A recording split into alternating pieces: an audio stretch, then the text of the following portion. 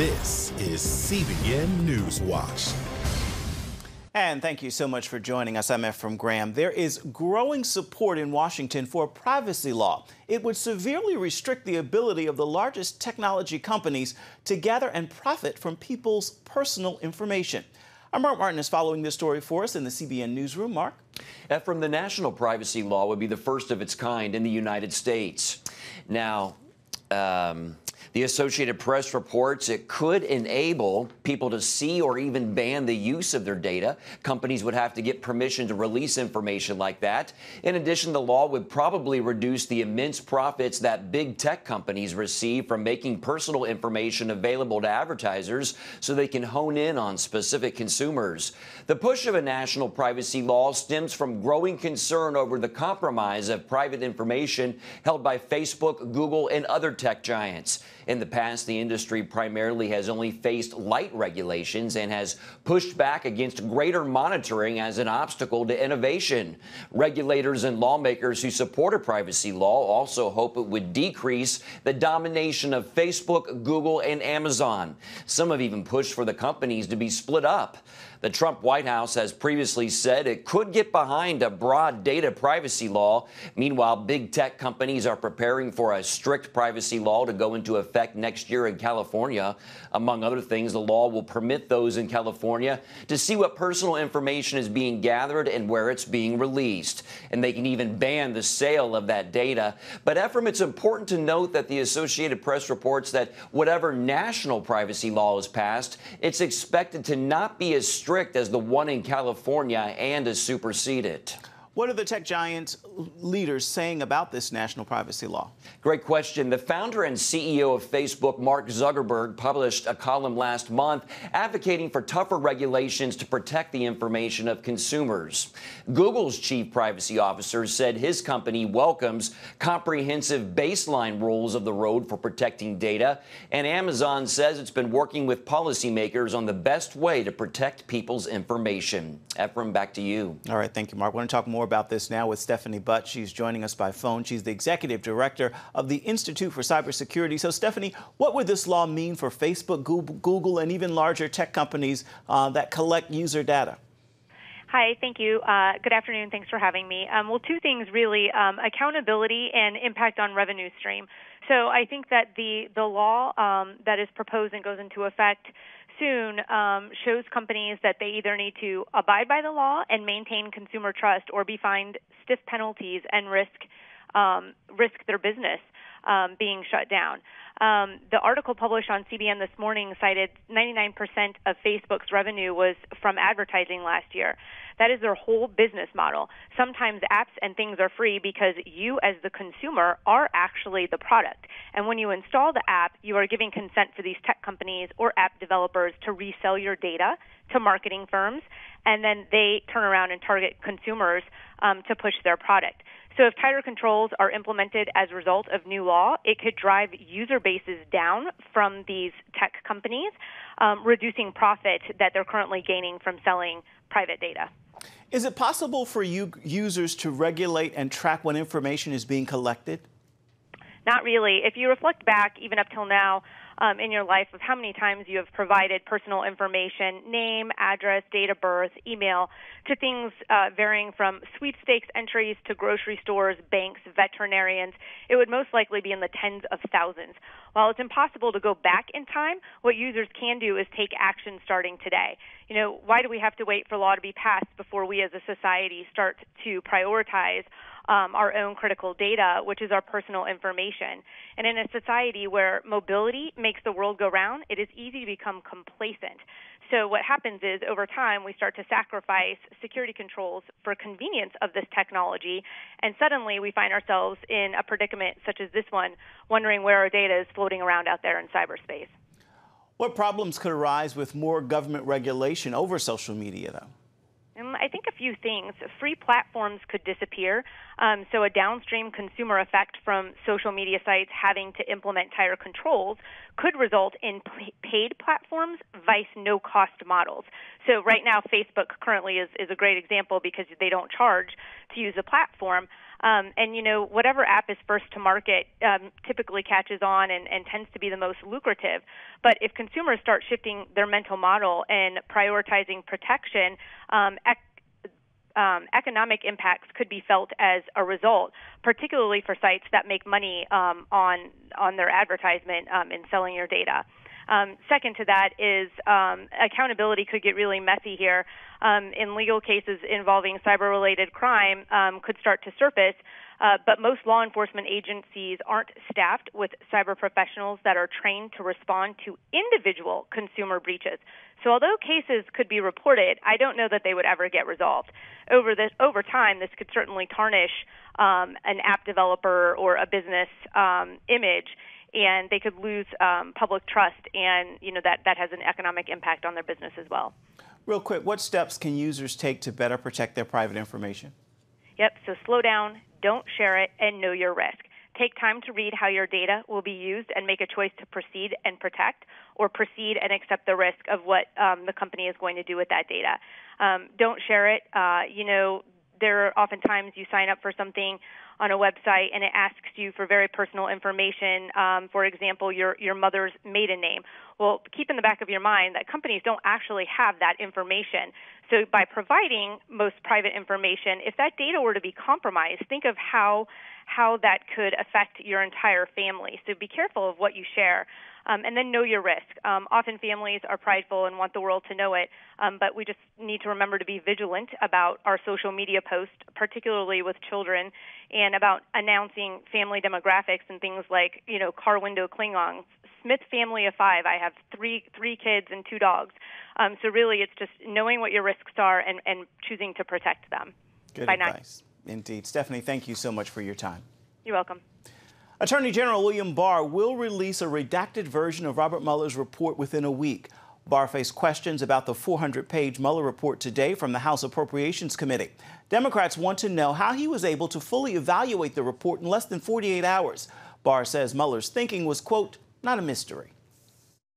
The thinking of the special counsel was not a mystery to the people at the Department of Justice prior to his submission of the report. He and his people had been interacting with the Deputy Attorney General and lawyers supporting the Deputy Attorney General in his supervision of the special counsel. And in that context, there had been discussions. So there was some inkling as to some of the thinking of the special counsel.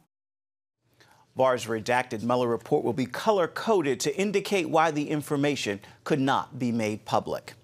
We turn now to Afghanistan, where a Taliban attack killed 3 American service members. Military offers say the team's convoy hit a roadside bomb Monday. Taliban leaders claimed responsibility for the attack, saying a suicide bomber detonated his vehicle near the Bagram Air Base. 3 others were also wounded in that explosion. Monday's loss raises the American soldier death toll in Afghanistan to 7 this year. It is Election Day in Israel, and we're continuing our coverage with the Bureau Chief Chris Mitchell and our entire team on the ground in the Middle East. Let's get an update right now from Chris. Hi, this is Chris Mitchell along with John Walkie at Likud headquarters, and it's just after 10 o'clock here local time, and we just got some exit polls. And John, I would say they're somewhat inconclusive, but they're a little over the map, but still I would say they favor Likud just a bit. Yeah, you know, the polls show that Benny Gantz did win in virtually all the exit polls with the possibility of one tie. The networks differ a little bit here in Israel, and that's kind of unusual. They're usually singing off the same song sheet.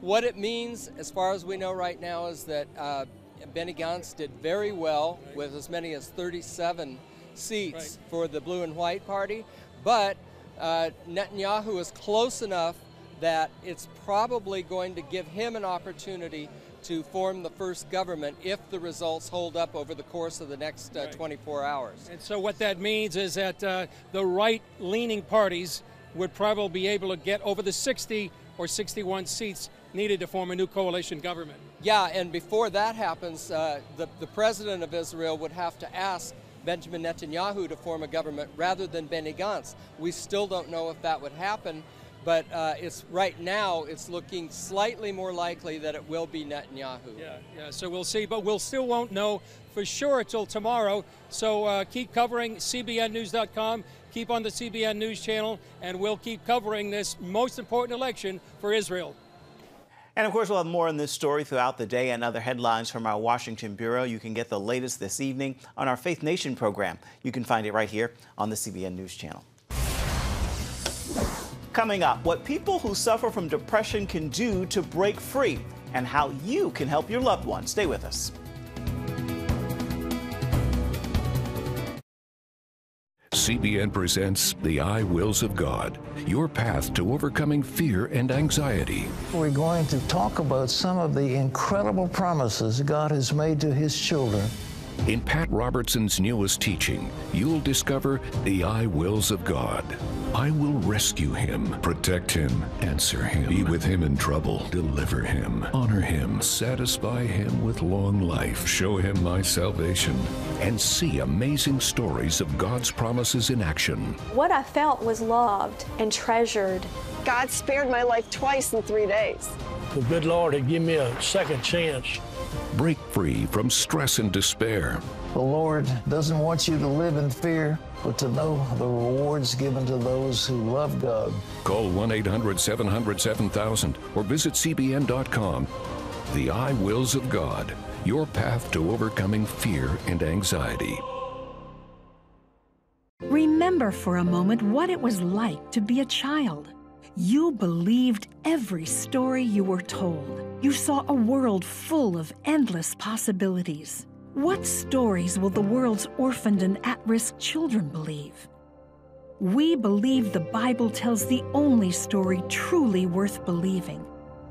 We believe that every child should have the opportunity to dream, the chance to take challenges and turn them into possibilities, the chance to stand on the promises of God, to recognize their place in the greatest story ever told. They have their whole lives ahead of them. Theirs is a world of endless possibilities. They are looking for a story to believe. We will tell them that story. Will you join us?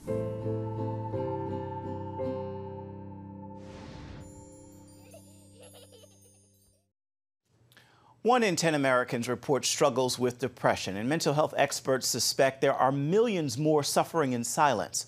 Lori Johnson has a number of steps to help people break free, and some may be surprising. People battling depression feel, in a word, hopeless. They lack energy, focus, and are often overcome with anxiety. Relationships take a huge hit when it comes to depression. So does productivity, to the tune of $23 billion a year in lost wages. Christian psychiatrist Daniel Amen says scientific imaging shows unhealthy lifestyles often trigger depression, while better choices can turn things around. Here at Amen Clinics, we look at people's brains. We have a database of 150,000 scans on people from 120 countries. And when I started looking at the brain, I'm like, oh, we can make it better or we can make it worse. This led to a program without prescription drugs that resulted in one of the highest published success rates in treating mental health. Dr. Amen shares it in his book, Feel Better Fast and Make It Last. Step 1, eat right, because the standard American diet can sabotage our brain. We're in a war in our society. ISIS has nothing on our food industry, right? The real weapons of mass destruction are highly processed, pesticide sprayed, high glycemic. That means it raises your blood sugar, low fiber, food-like substances stored in plastic containers. Dr. Amen also backs up what we've been reporting. Put good bacteria in your gut because the microbiome influences mood big time. If you change your diet, add more colorful fruits and vegetables, and get rid of sugar and foods that quickly turn to sugar and processed foods, it's been found to be an effective treatment for depression. It's like, yes, you can go for the antidepressants. They have all these side effects, or you can go with food. Vitamin deficiencies also affect your brain and mood. For example, most Americans simply do not get enough vitamin D, the so-called happy vitamin. And there's more. I think everybody should be taking omega-3 fatty acids every day. We have a crisis in this country of low levels of omega-3. Why should you care? Well, 25% of your brain is actually made up with omega-3 fatty acids. So if you're low, you're not thinking right. And that causes many sufferers to turn away from people to screens like TV, social media, and video games. Digital addictions, so common. Things like pornography, looking at things you shouldn't look at, even the negative news, because the brain pays attention to scary things way before it pays attention to happy things. And all this happens while sitting or lying around. Inactivity, another risk factor. On the flip side, exercise releases endorphins, our brain's feel-good chemicals, and improves the hippocampus, the region of the brain that helps regulate mood.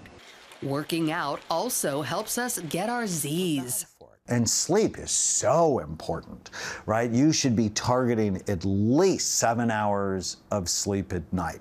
When you have a bad day, it's often because you didn't sleep right. And listen to this, parents, athletes, and soldiers. Mild traumatic brain injury is a major cause of psychiatric illness, and nobody knows about it. Do not let your children hit soccer balls with their head. Do not let them play football, because it damages your brain.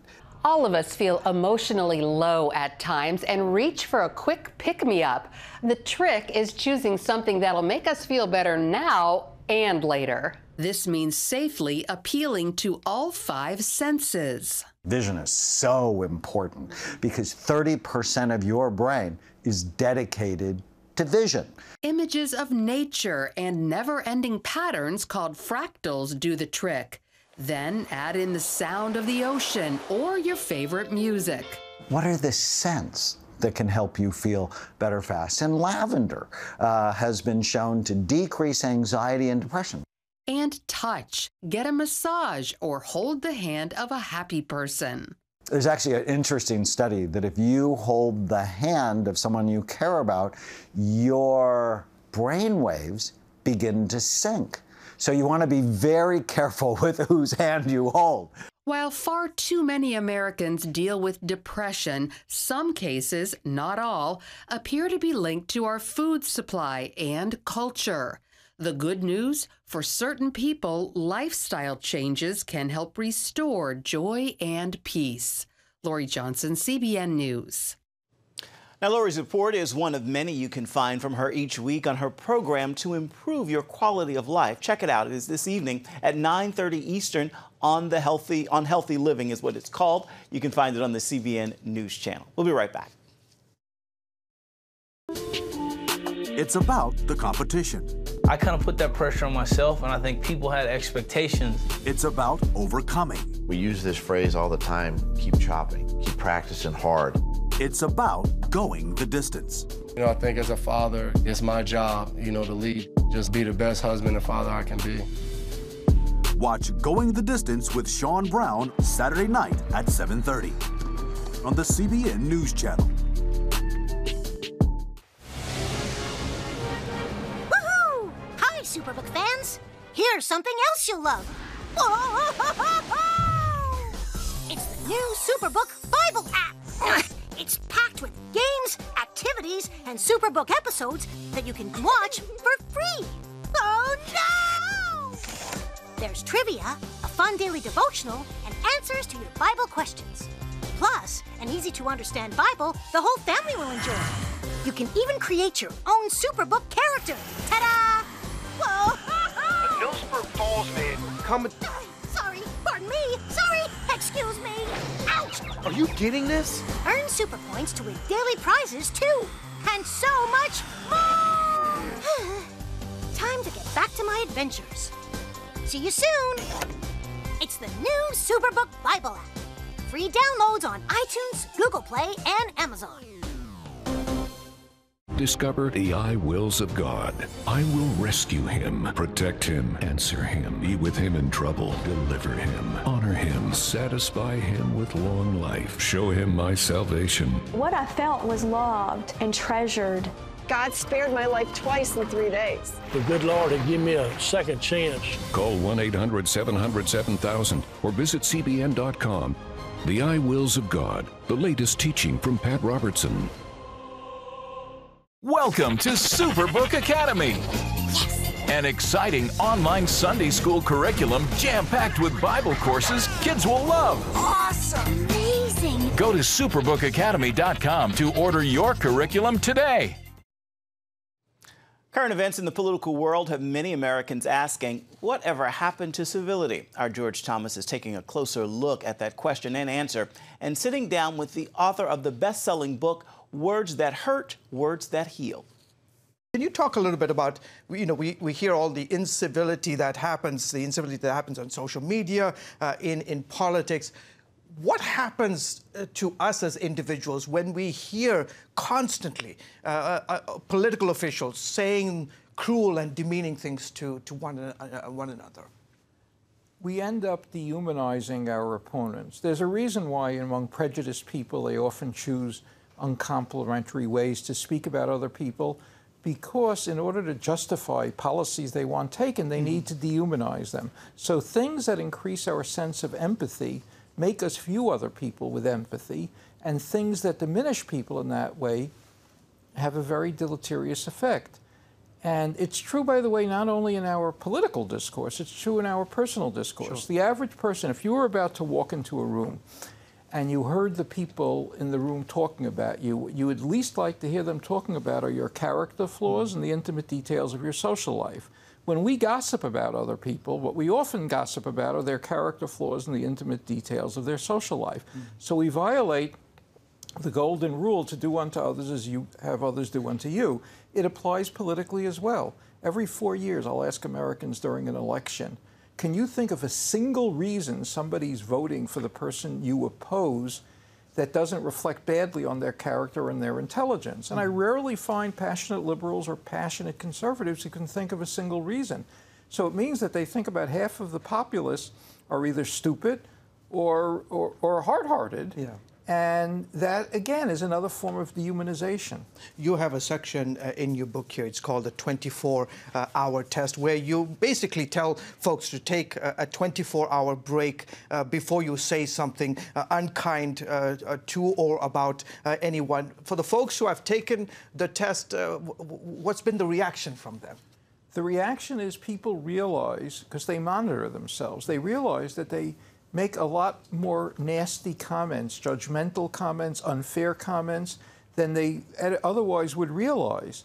So it's a way of watching out of watching ourselves. I ask you, can you really go for 24 hours? I say it to anybody who's listening to me now.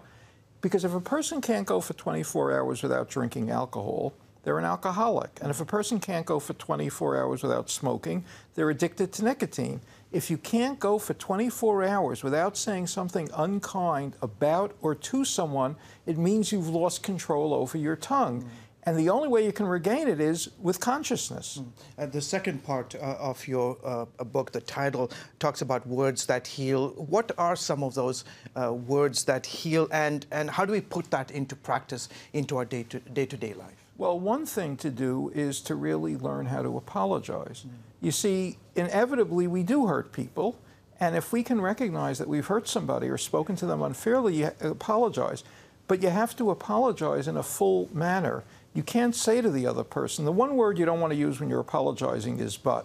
Like, I'm sorry I said this to you, but you have to admit that you were wrong or you were stupid or something, so accept it. By doing that, it also makes it possible for the other person to acknowledge that they probably also were not fully in the right. So one thing you want to do about it is to apologize. The other way is to give people words of encouragement. There are people who criticize much more than they encourage, and they can demoralize a person. on the words of encouragement. You use the words hurt and heal in the title of your book. Is there any evidence, Rabbi, that when you use such words, the sort of physical impact that it has on us, those words? Look, we know that many people end up in therapists' offices, talking about how words so discourage them, how words so demoralize them. And optimistic people, is an interesting comment by a journalist, Thomas Friedman. He said, pessimists might be right more often than optimists, but only optimists ever accomplish anything. And the demoralizing effect of words, the optimists tend to live longer. I mean, obviously, there are certain diseases you can get no matter what. You're going to die. But optimists are actually healthier because they're feeding themselves with good words. In the same way that we know that a child who is raised in a household where he or she is constantly spoken of critically, it destroys the child internally.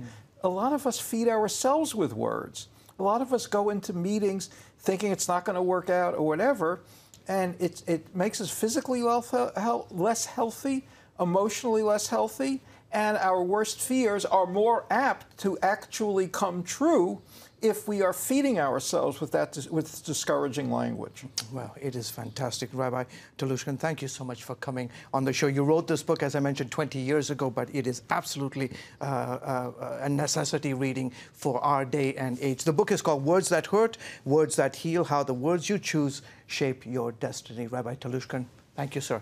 Honored to have you on the broadcast. Thank you.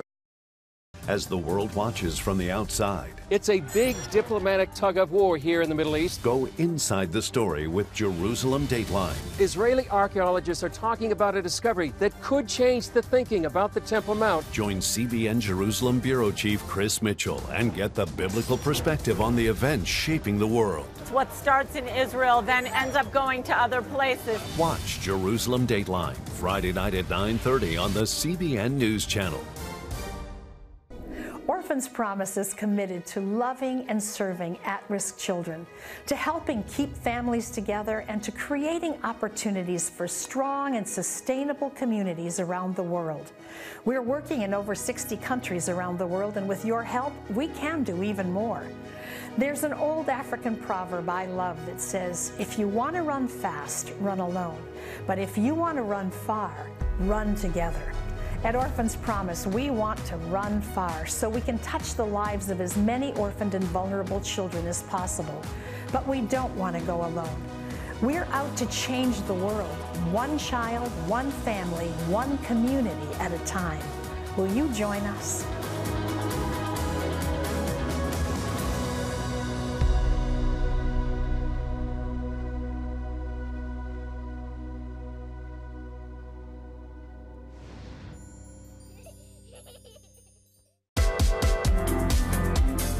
Meet the pastors who are preaching the gospel in a fresh, fearless way.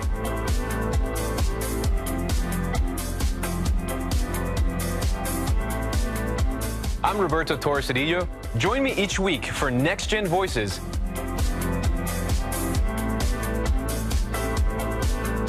And watch God transform a generation.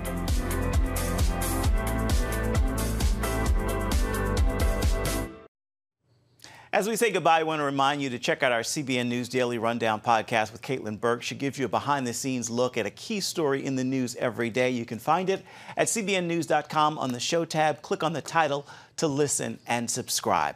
That's going to do it for this edition of CBN News Watch. Thanks for watching.